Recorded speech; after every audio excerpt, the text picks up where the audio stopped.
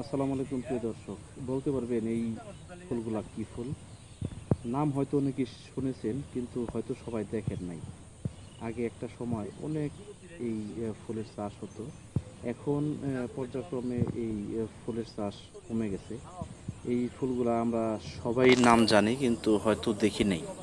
তাই আমি ভাবলাম যে এত সুন্দর একটি ক্ষেত বা চাষ করেছে ফুলের, আপনাদের যদি না দেখায় তাহলে হয়তো বা অনেকেই মিস করবেন। আর এই ফুলের কি কি উপকারিতা রয়েছে, কি করা হয় এই ফুল দিয়ে মূলত, সেই ব্যাপারেই আজকে আলোচনা করব। আশা করছি ধৈর্য সহকারে দেখবেন এবং যারা এখনও এই চ্যানেলটি সাবস্ক্রাইব করেন নাই আপনাদের কাছে অনুরোধ করছি চ্যানেলটি সাবস্ক্রাইব করে পাশে থাকবেন। প্রিয় বন্ধুরা, এই ফুলগুলোর নাম হচ্ছে সূর্যমুখী ফুল। একটা সময় বাংলাদেশে প্রচুর পরিমাণে চাষ হতো। এই ফুলের বীজ দিয়ে আসলে তেল বানানো হয়। সেই তেল দেহের জন্য খুবই উপকারী। আর পর্যায়ক্রমে এই গাছগুলা এখন এই ফুলগুলা চাষ করা একদম কমে গেছে।